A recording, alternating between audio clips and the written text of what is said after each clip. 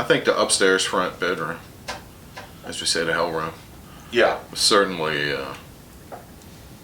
the center, maybe of it or whatever.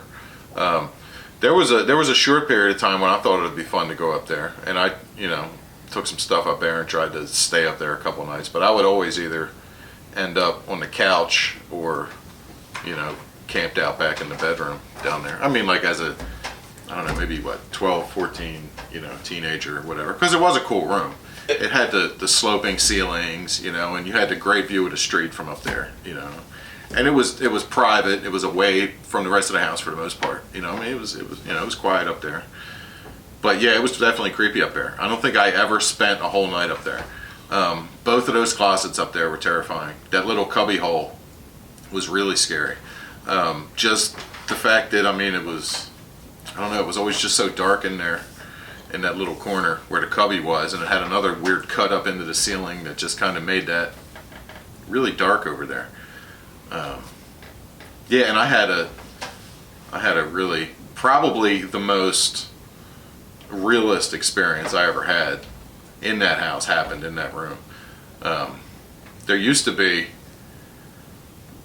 I'm guessing this is before, it's probably right before Jeannie moved back, because I'm guessing they probably would have redecorated it a little bit. But it was basically an empty room. Like I said, I had a handful of things up there.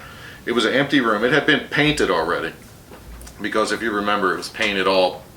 Dougie painted it with black line, white, and then sprayed it it was with black white, lines. and then it was black all over, and it was like a zigzag crazy pattern, whatever kind of random pattern on the wall. It had already been painted. The gray. Yeah, it was gray with like gray tones, like on the woodwork and stuff. And then you had the mirror in the center of the front wall. I mean, I'm sorry, you had a window, and you had mirrors on either side of the window.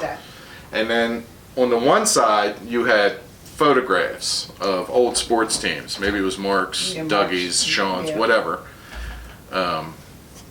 Anyway, they were hanging up there, and they were old, washed out, photos. And I can specifically remember standing there looking. I don't know why I was up there, but I was up there. I was young. Like I said, it had to have been before Jeannie moved back, so I was probably 11 or 12. Maybe I was 13. I don't know. I was standing up there looking at the photos, and I was always trying to find, whoever it was, trying to find the person in the photo. It was a whole team of kids.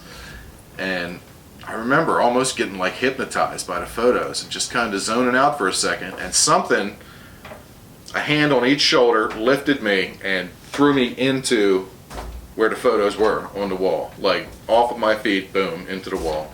And I remember coming off of it stunned, and I said, "Sean, that's not funny." And quickly realized Sean wasn't there. Nobody was there. Obviously you weren't there. You would probably remember responding to something like that. And I remember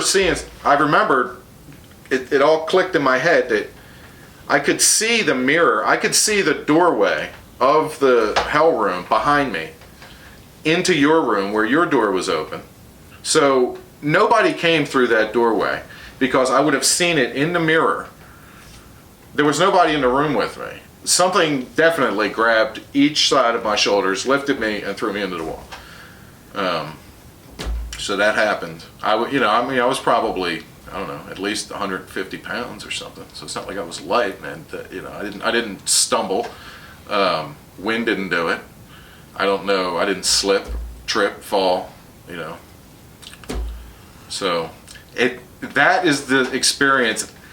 A lot of the other stuff, maybe I could say it's mass hysteria. Maybe I could say, yeah, everybody's crazy. Maybe I'm crazy too. Maybe it is a hallucination. Maybe it is a more natural explanation, which is something I've been always looking for, which helps to explain my belief or lack of, maybe you would say.